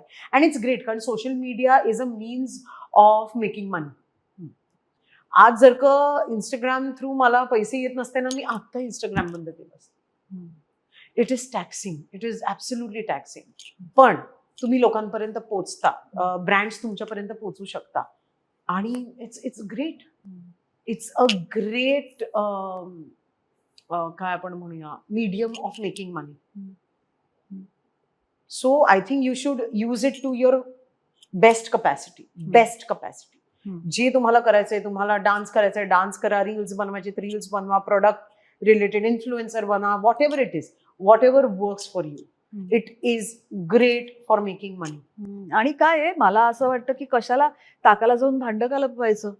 सोशल मीडिया आहे शेवटी ते, त्याच्यामुळे. आणि तुम्ही काय पब्लिक फिगर आहात, तर might as well make use of it यार. It's as simple as that. म्हणजे चंद्रमुखीच्या वेळी सोशल मीडियाचा यूज आम्ही असा टू द फुलेस्ट कपॅसिटी केला होता. बट म्हणजे coming back to your question, I really think that it's very important to have a team. हे सगळं तुम्ही एकटं नाही सांभाळू शकत. पण ह्या सगळ्यासाठी खूप खर्च आहे. म्हणजे आता हे मी अगदी कदाचित मध्यमवर्गीय मानसिकतेच्या दृष्टीने बोलत असेल, पण तरी सुद्धा खर्च आहे. एका माणसाच्या टॅलेंटवरती what you can do is, for example आता तुमचं असं खूप इन्फ्लुएन्सर्स करतात किंवा खूप ऍक्टर्स करतात की तू मला काम घेऊन ये, त्याचे तू 10% घे. हे नॉर्म आहे जनरली इंडस्ट्रीमध्ये. हिंदी इंडस्ट्रीमध्ये तर आहेच. म्हणजे कोणीतरी तुम्हाला काही काम घेऊन आलं तर 10% 15% ते घेतात त्या पैशातनं. And then that's about it. You don't have to pay from your pocket all the time. आता तुमची ऐपत आहे तर करा. It's as simple as that. पण आता हिंदी इंडस्ट्रीमध्ये सुद्धा किंवा OTT मध्ये सुद्धा आपण खूप नवीन नवीन माणसं, आता नवीन ती नसतात पण मला माहिती नसतात. फॉर एक्झाम्पल कोणीतरी आता इन्फ्लुएन्सर्स म्हणते, किंवा उदाहरण द्यायचं झालं तर समजा पाताळ लोक सारखी सिरीज असेल, किंवा आता जयदीप अहलावत सारखा मला पहिल्या दिवशी कुठे माहिती होता तो माणूस. मला अचानकपणे एक दिवस कुठल्या तरी OTT सिरीज मध्ये तो दिसला आणि मला असं वाटलं अरे हा काय ग्रेट ऍक्टर आहे. एनएसडी बरोबर, पण त्याच्या आधी त्यांनी काय काम केलंय मला माहिती नव्हतं. तो मला डायरेक्टली कुठल्या तरी वेब सिरीज मध्ये दिसला. असे असंख्य चेहरे आता आपल्याला OTT वर दिसतात आणि आता जनरली हे मार्केट खूप डिसेंट्रलाइज झालंय. अगदी बरोबर. ठरलेल्या 10 जणांना आता कामं मिळत नाहीत. आता ते खूप आपल्याकडे मराठीत सुद्धा असं झालंय. त्यामुळे इन्सिक्युरिटी, कॉम्पिटिशन वाढते का? अर्थातच मला असं वाटतं की जितके मीडियम्स असतील ना तुमच्या समोर तितके चेहरे तुम्हाला मिळतील. म्हणजे आता OTTचे काही चेहरे आहेत, त्याच्यानंतर त्या OTT मध्ये पण प्राईम व्हिडिओचे काही चेहरे आहेत, नेटफ्लिक्सचे काही चेहरे आहेत. पण it is where the world is going right now. So everything all the lines are getting blurred.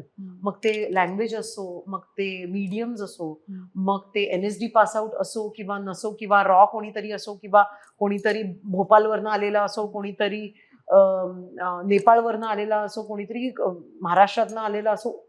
The lines are blur today. So पण तरी सुद्धा मला असं वाटतं सगळ्यांसाठी इकडे काम आहे, सगळ्यांसाठी. म्हणजे बघ ना, म्हणजे आता त्या दिवशीच मी अनुपम खेरजी यांना भेटले. आता जेव्हा रामभूमी आम्ही अनाऊन्स केली ना, it is his 550th film. बापरे, 550. ही स्टील वर्किंग. पण मग काय म्हणजे शुअर शॉट काय आहे ह्या इंडस्ट्रीमध्ये? काहीच नाही. Change is the only sure shot thing in life and in this industry. Constant change. आणि त्याला तयार असायलाच पाहिजे. हो, आणि ते तुमच्यावर आहे. You pick and choose your काय चेंजेस.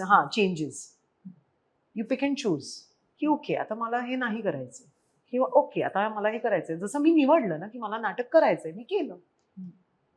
अँड आता तर असं झालंय ना की आता तुम्ही वर्षानुवर्ष एक गोष्ट करूच शकत नाही. Life is moving so fast. So it is up to you की तुम्हाला ते काय करायचंय. And trust me, today it is all about work and life balance. Today all millennials, gen z, alpha बिल्फा, त्याच्या अल्फा बीटा गामा जे काही असेल ते मला माहिती नाहीये त्यांचे काय टर्म्स आहेत एक्झॅक्टली, पण they all want to work and life balance. पण असा खरंच असतो का बॅलन्स? हो, मला तरी असं. It is up to you. It is really up to you. म्हणजे today I would want that work and life balance. I have been a complete workaholic. पण टुडे आय अंडरस्टँड. टुडे मी and my sister, we are in our late 30s. We discuss. ती मला म्हणते की आपल्याला काम करायची अमृता इतकी सवय लागली आहे ना, काही नसेल तर आपल्याला कळतच नाही काय करायचं. अपराधासारखं वाटतं. हो, की गिल्ट येतो की मी बसली काय घरात. पण नाही, पण जे तुम्ही आयुष्यात केलं नाहीये. फॉर एक्झाम्पल आता आपण आपल्या मुलांना स्केटिंगच्या क्लासलाही पाठवतो, गाण्याच्या क्लासलाही पाठवतो, इन्स्ट्रुमेंटलाही पाठवतो, ड्रॉइंगलाही पाठवतो, मग त्याला स्पीचलाही पाठवतो. हे आपण कधी केलंय का? मग ते आत्ता करा. माझे पप्पा मला परवा म्हणत होते, अगं मला ना ते संस्कृत श्लोक शिकायचे अमृता, मी आता जातो हा कुठेतरी ते शिकायला. He is 70 right now. He is doing that.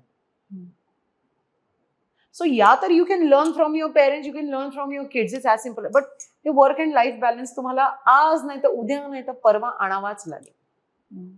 That is what you do and that's the beauty of it.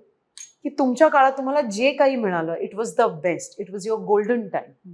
Now you have to move ahead. You have to give that space to people. हे तुमच्यावर आहे की तुम्हाला किती insecure राहायचंय.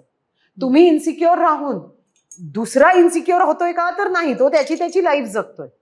मग तुम्ही insecure होऊन तुमची लाईफ का बर्बाद करताय? आणि everybody goes through this. I have gone through this insecure space and this and that and everything. आणि मी असं नाही म्हणत की आत्ता तर म्हणजे मला हे प्राप्त झाले आणि आता मी इन्सिक्युअर होणारच नाही, संत झालोय आपण. नाही, असं नाहीये. मी इन्सिक्युअर होऊच शकते, अगदीच होऊ शकते. पण ते जेव्हा होईन तेव्हा होईन. आता काय त्याच्याबद्दल विचार करायचा आहे. पण आता मला तू सांग अमृता, तू मराठीमध्ये तर तू आता प्रोड्युसर होण्यापर्यंत पुढे गेली आहेस. हिंदीमध्ये तू रेग्युलरली काम करतेस गेली काही वर्ष. एकतर ह्या दोन्ही इंडस्ट्रीज मधला फरक तू खूप जवळनं बघते आहेस. दुसरं म्हणजे हे क्रॉसओव्हर म्हण याला, किंवा ती रेघ ओलांडून पुढे जाण्यासाठी काय करायला पाहिजे? का बरेच लोक आपल्याकडचे ती ओलांडून जाऊ शकत नाहीत वेगवेगळ्या कारणांमुळे? असं का होतं ह्याबद्दल मला जरा सांग. मला असं वाटतं आपल्याकडे खूप लोकांनी ती रेष ओलांडली आहे आणि त्यांना हिंदीत तेवढाच रिस्पेक्ट आणि तेवढं चांगलं कामही मिळतंय. म्हणजे मग सई असो, प्रिया असो किंवा जितू असो, सो मेनी पीपल. म्हणजे आता चिन्मय मांडलेकर पण खूप हिंदी फिल्म्स डिरेक्ट करत आहेत. तर आय रिअली रिअली फील की हिंदीत सगळ्यांनी काम करून बघायला पाहिजे. आणि मग तो चांगला रोल असेल आणि चांगला डिरेक्टर असेल तर डेफिनेटली काम करायला पाहिजे. आता आमच्याच तस्करीमध्ये शरद केळकर होता, अनुजा साठे होती. So so many Marathi people were there. बट तिकडचं काम करायची पद्धत आणि तिकडचा रीच इज फॅन्टॅस्टिक. तो रीच ना तुम्ही डिबेटच नाही करू शकत त्या रीचला. म्हणजे मी तस्करीमध्ये जेव्हा काम केलं ना, मी तुला काय सांगू अगं, मला मॉलमध्ये गुजराती बायकांपासून ते अगदी राजस्थानी असे घुंगटवाल्या बायका येऊन पण सांगत होत्या, आपका वो सिरियल देखा. तर त्यांना सिरीज म्हणता येत नव्हतं. तस्करी में बहुत अच्छा फाईट करते हैं आप, असं वगैरे. म्हणजे माय होल थिंग इज ना की त्याचं जे कॅनव्हस आहे ते इतकं मोठं आहे आणि तुम्ही इतक्या लोकांना केटर करता एकाच वेळेस, you know. So I think that is beautiful about working in the Hindi industry. जेव्हा आणि at the end of the day as an actor तुम्हाला काय पाहिजे की तुमचं काम लोकांपर्यंत पोहोचायला पाहिजे. बरोबर. मग ते कुठल्याही मीडियम मधनं असो, कुठल्याही भाषेत नसो. उद्या मला एखादी साऊथ फिल्म जरी ऑफर झाली ना, मी तर करणार बाबा. मला तर म्हणजे करायचंच आहे, कारण तो रीचच कमाल आहे आणि इतकी वेगवेगळी लोक तुमचं काम बघतात. So yes, there are few issues with our people की लोकांना ऑडिशन नसतं करायचं. आता आपला सिद्धार्थ जाधव यार, तो पण ऑडिशन करून करून करून किती वर्ष काम करतोय तो आता. पण काही लोकांना मी बघितले मराठीमध्ये, त्यांना ऑडिशनच करायचं नसतं. आणि माझं काय म्हणणं आहे की यू आर अन ऍक्टर. इतके भली मोठी लोक जाऊन ऑडिशन्स करतात यार, मी बघितलंय. मग काय प्रॉब्लेम आहे? As an actor, leave all your baggage aside. As an actor, if a director wants to see you perform, त्यात काय वाईट आहे? Go do that audition, come back. त्यांनी काही तुमचं डिसरिस्पेक्ट होतो किंवा त्यांनी काहीतरी तुमचं यु नो तुमचे ऍक्टिंग प्रॉव्हिसला काहीतरी क्वेश्चन मार्क येतो, असं काहीच नाहीये. तुम्ही त्या ऍक्टर्सच्या पॅलेटमध्ये, त्या सिरीजमध्ये नीट बसताय का नाही एवढंच बघायचं असतं त्या डिरेक्टरला. तो काही तुम्हाला येऊन ऍक्टिंग शिकवणार नसतो. पण ती हिंमतच कोणी करत नाही आपल्याकडे. आपल्याकडे खूप कमी मुलींनी ते केलेलं आहे किंवा कमी मुलांनी ते केलं. वाटते मला रिअली. पण मी तर किती वेळा रिजेक्ट झाली आहे. How does it matter? आपल्या इकडे सुद्धा असं खूपदा होतं की अरे आपण काम करूयात असं म्हटलं जातं आणि भलतीच कोणीतरी तुम्हाला दिसते. असं होतं. असं खूप मोठ्या मोठ्या ऍक्टर्स बरोबर झालंय. नाही, बरोबर आहे. मला मान्यच आहे तुझं. लोक का ऑडिशन देत नसतील ह्याचा मी विचार करते की कदाचित त्या रिजेक्शन ची भीती वाटत असेल किंवा ते आवडत नसेल. कारण तुम्ही शेवटी तिथे जाऊन परफॉर्म करून नंतर तुम्हाला तो रोल मिळाला नाही तर याचा अर्थ कोणीतरी तुम्हाला मिळणार आहे असं थोडीच नाही की ते जाहीर होणार आहे, असं थोडीच नाही. असं तर इतक्यांदा मी तुला सांगते, ऑडिशन्सला मी, गिरिजा, सई आम्ही एकत्र बसलोय तिकडे आणि ऑडिशन देतोय and then we come out आणि मग ते एकीला मिळतं. It's as simple as that. But it is what it is. म्हणजे you know, you just take it with a pinch of salt. Success and failure आणि rejection, you just take it with a pinch of salt. Only then you can survive. Like तस्करीच्या वेळेस मी तुला सांगते ना, माझं तसं झालेलं. 4 दिवस फाईन, आपण करून दाखवूयात, काहीच हरकत नाही. But I got casted in a poster role. म्हणजे for the first time I saw myself on the Netflix poster. That's great. Yeah. आणि इकडे आपण काय घेऊन आलेलो असतो ग? व्हॉट इज इट दॅट आपण इन्व्हेस्ट केलेलं असतं का? की आपण 10 लाख रुपये दिलेत आणि मग आपण या इंडस्ट्रीत आलो, असं तर नाहीये ना. Whatever that we get is a bonus. ते प्रेम जे आपल्याला लोकांचं मिळतं, ते जे एक रिस्पेक्ट मिळतो एक आर्टिस्ट म्हणून, ही देवाची देणगीच आहे ना यार आपल्याला. What is it that we have? It's our talent and our time that we invest here. That's it. पण ती ऑपॉर्च्युनिटी मिळते ना तुम्हाला, म्हणून तुम्ही ते इन्व्हेस्ट करता. विदाउट ऑपॉर्च्युनिटी तुम्ही इन्व्हेस्ट करता का ह्याच्यात बिझनेस सारखं? नाही ना. So I think I have always काय वंडरमेंट मध्ये मी ते बघितले की यार आपल्याला असं काहीच करावं लागत नाही. आपल्याला आपलं थोडासा वेळ आणि आपलं टॅलेंट द्यावं लागतं. And there is so much that we get here. It's a great. आणि हे क्षेत्र असं आहे ना की ज्यांना ते आवडतं त्यांच्यासाठी खरं सांगायचं तर ते काम होतच नाही. नाही, ती मजाच असते. तुम्हाला म्हणजे दररोज उठून 9 to 5 जॉब करायचा नाहीये. तुम्हाला तुमच्या बॉसच्या बोलण्या खायच्या नाहीयेत. तुम्हाला नाही आवडलं कुठे काम करायला, you can just tell them I do not want to work here. मी हे प्रोजेक्ट मी नाही करणार. इतकं सिम्पल आहे. कोणीही आपल्याला तुम्ही हे काम करा म्हणून फोर्स करू शकत नाही. It's such a great thing. There is so much of freedom in that. आणि त्या फ्रीडममुळे मला असं वाटतं की अनेक लोकांना या क्षेत्रात काम करायचंय. पण तू रीच बद्दल बोललीस तर मग तू पूर्वीपासून कधीच मराठी सिरियल केली नाहीस, त्याचाही रीच खूप असतो. हो, नाही मला ते नाही जमत. सिरियल नाही जमत. नाही, मला. आता तू नाहीच करणार आणि तू करूही नाहीस. ए, कारण नाही, मी आता तू- केली ना. असं काय करते, जीवलगा केली होती ना. हा, पण ती आता रिसेंटली ना, हा, काही रिसेंटली वर्षांपूर्वी. केली होती. हा, मला इनिशियली जेव्हा झी मराठीवरती वगैरे सिरियल्स ऑफर व्हायच्या ना, मला खूप भीती वाटायची. मला लॉंग कमिटमेंटची खूप भीती वाटते बाबा. माझं असं मला जमणार नाही. दररोज उठून जा, तेच तेच करा, मला नाही जमणार. या सो त्याच्यात मी माझं फ्रीडम वापरलं. मग आता एक अशी कुठली तरी गोष्ट, समजा मी तुला म्हटलं की तुला आता एक ही गोष्ट मला करायची प्रोफेशनली, तर ती कुठली असेल? संजय लीला भन्साली बरोबर काम करायचंय मला. अच्छा. That is my ultimate goal. I think चंद्रमुखीच्या वेळी जेव्हा त्यांनी गाणी बघितली होती, आमचा संवाद सुरू झाला होता आणि त्यांनी मला हिरामंडीच्या तेव्हा ऑलरेडी हिरामंडी झालं होतं त्यांचं. तर अर्थात मग बोलता बोलता ते म्हणाले की तू हिरामंडीच्या त्या ह्याला येशील का म्हणून. त्यांनी मला इन्व्हाइट पाठवलं होतं प्रीमियरला. आणि that was one of the most amazing experiences of my life. He knew me. आणि मी अशी आपण थिएटरमध्ये एंटर करतो असं पायऱ्यांनी वर चढतो आणि तिकडे अशी एक खाली जागा असते आणि मी अगदी 2 लाईन पुढे अशी बसले होते. पांढरी साडी नेसून गेले होते मी अशी छान, मला आठवतंय. आणि I was so excited to be there. आणि मग सर दिसले मला. मग मी अर्थात उठले आणि मी वळले आणि मी त्यांना असा नमस्कार केला. ते माझ्याशी तेव्हा मराठीत बोलले. तुम्ही आलात, मला इतकं छान वाटतं. म्हणजे इथे ते उभे 2 लाईनी अशी खाली मी उभी आणि त्याचे इतक्या जोरात मराठीत बोलले. मग मी गेले, मी त्यांच्या पाया पडले आणि त्यांनी आय थिंक कोण आल्या होत्या, रेखाजी आल्या होत्या का कोण, आय डोंट नो, आता मला आठवत नाही. कारण ती असं ब्लर येते माझ्यासाठी. इतकं आउटस्टँडिंग मोमेंट होता. आणि ते कोणाला तरी सांगत होते की ही इतकी सुंदर कलाकार आहे, मी हिचं गाणं बघितलं बाई ग, आणि इतकं सुंदर पद्धतीने तिने ते केलं. आणि ते कौतुक करत होते माझं त्या अभिनेत्री समोर. आणि ना मी अशी 1-2 इंच हवेत होते ग. आणि माय गुडनेस, म्हणजे तो एक्सपिरियन्स मी विसरूच शकत नाही. आणि मला माहितीये माझ्या आयुष्यात एकदा तरी ती वेळ येईल जेव्हा मी त्यांच्याबरोबर काम करेन. I manifest it every day. आणि just to be in frame of a Sanjay Leela Bhansali film. That's it. होणार होणार होणार. आणि पर्सनली एक कुठली तरी ही अशी गोष्ट की जी मला करायचीच आहे. पर्सनल, माय गॉड, पर्सनल खूप गोष्टी आहेत. पर्सनल माझ्याकडे खूप गोल्स आहेत. बाप रे. आय डोंट नो यार. म्हणजे हो, कारण असंच होतं अगं. म्हणजे बरेचदा ना आपण खूप असं म्हणतो की मला हे करायचंय ते करायचंय, पण असं विचार करायला बसलो ना की पटकन आठवत नाही. हो, पटकन नाही आठवत. म्हणजे इनफॅक्ट मी लिहिते असं खूप काही.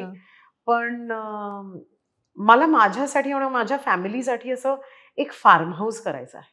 आणि आय नो की इट्स नॉट व्हेरी डिफिकल्ट. म्हणजे आय जस्ट वॉन्ट की जिकडे माझी मुलं, म्हणजे माझा भाचा आणि माझी भाची, they can come and they can stay. की माझ्या मावशीचं घर आहे, आणि लाईक आता आमची छोटी बोलते, Mau I have to come to Mau's place, असं ती म्हणते. सो तिला माहितीये की माझ्या मावशीचं घर आहे. सो मला एक असं मोठं घर करायचंय जिकडे माझी मुलं आणि असं अखंड कुटुंब असं राहील. So that is one thing that I want. म्हणजे कदाचित हे माझं आधी 5 वर्ष आधी हे स्वप्न नव्हतं, पण मला असं वाटतं की हे आहे. This is my ultimate goal where आणि मला असं कळलंय की काय आपण खूप घरं घेतली आणि असं जिकडे माझी फॅमिली येऊन राहील तिकडे. आजच मी आणि अदिती म्हणत होतो, आता मी गोव्याला प्रयोग केले ना ग, काय मज्जा आली मला गोव्याला प्रयोग. मी अदितीने म्हटलं चल ना आपण तिकडे घर बनवूया बाबा. खरंच खरंच माझ्या माणसांसाठी असलेलं मला एक घर करायचंय. होणार ते पण हा होणार. ते पण होईल अगं, त्याला काय. माझी काय अपेक्षा असं एवढं मोठं करायचं काहीतरी असं पण नाहीये, पण असायला पाहिजे. नाही, मला असं नेहमी वाटतं की तुमच्या मनात एकदा एखादा विचार जेव्हा येतो ना, तेव्हा तो तुमच्यापर्यंत यायला लागलेला असतो. हो म्हणजे हो कुठेतरी ते घडत असतं, म्हणूनच ते तुमच्या मनात आलेलं असतं. हो त्यामुळे तुझ्या मनात आलंय म्हणजे ते नक्की होणार. हो, अगदी अगदी. मग मी तुला सांगू, इनिशियली जेव्हा आपण सुरुवात करतो करिअरची तेव्हा असं खूप असतं ना की आईला फिरवायचंय, असं आहे तसं आहे. पण सध्या माझी आई मुंबई दुबई वगैरे तर असं करते जसं की मुंबई पुणे वगैरे. मग ती आज आली, मला आज सांगितलं अच्छा मी युरोपला जाणार आहे. म्हटलं बाई बाई बाई, हेही काळ बघतोय बघ आम्ही. म्हणजे जेव्हा आमच्याकडे आम्ही चौघं एका स्कूटरवरती, बजाज स्कूटरवरती जायचो, तिकडून आज इथपर्यंतचा प्रवास बघितलाच की. किंवा आज माझे पप्पा मला सांगतात अगं मी 15 दिवस नाहीये हा, मी जरा जयपूर आणि असं सगळं फिरून येणार आहे. कारण 2-3 महिन्यात एकदा तरी माझे पप्पा 15 दिवसांची ट्रिप करतात. सो हा काळ पण बघतोय. कसं वाटतं आपल्या आई वडिलांना आपण सपोर्ट करतो आहोत, अरे द बेस्ट आणि फिलिंग. मुलगी म्हणून आपण हे सगळं करतो आहोत. The best feeling when you see your parents living their life, त्याच्यासारखं सुख नाही. मग तुम्हाला असं वाटतं की यार सब सही आहे यार, मस्त आहे सगळं, खूपच मस्त आहे. सो माझे आई वडील आज ते करू शकतायत, आणि ते फिजिकली जेव्हा ते करू शकतायत तेव्हा हे सगळं बघतायत ना ते, that is an amazing feeling. आणि हे मी म्हणत नाही हे मी घडवून आणलेलं आहे, हे माझ्या थ्रू थोडंसं झालंय, माझ्या बहिणी थ्रू थोडंसं झालंय. आज त्यांनी त्यांच्या नातवंडांची तोंड बघितली, अजून काय पाहिजे. म्हणजे it's fantastic when you see की ते एक त्यांची एक लाईफ जगतायत. म्हणजे माझ्या मम्मीचं इकडे मुंबईत घर आहे आणि माझं एक वेगळं घर आहे. तर मम्मी माझी सकाळी येते माझ्या घरात आणि सगळं आवरावरी तिचं एक बँटर सुरू असतं आमच्या मेड बरोबर, आणि असं सगळं. मग ती तिची जाते, पण तिला पण तिची स्पेस काय आहे हे कळतंय. It's fantastic to see your parents flourish like this. It's fantastic. अजून काही नको असतं तुम्हाला. आणि ते मी घेऊन जाईन, मी असं करीन, असं एक इनिशियली होतं माझं. पण त्यानंतर आता त्यांचं आता ते मुलं बागडत आहेत आमची, असं आहे ते. It's great feeling. मस्त. या. आणि मला असं वाटतं की this I think I understood when my mom got operated last year, जेव्हा तिची ओपन हार्ट सर्जरी झाली ना, तेव्हा मला हे खूप कळलं की life is in all these moments that you can live with your parents and around your parents. कारण त्यानंतर तर काय सगळ्यांनाच एकटं राहायचंय, सगळ्यांनाच एकटं जायचंय. But my god, that period when you realize की ही भागदौड आणि हे सगळं करिअर आणि हे सगळं, इट्स ग्रेट. पण to see your parents healthy and happy, that's the best thing. चला, मी तर काय बोलतच राहीन. आणि आम्ही ऐकतच राहू, आम्हाला काहीच प्रॉब्लेम नसतो ऐकायला कधीच. Thank you Amruta. Thank you so much. Thank you very much. This was absolute fun, really.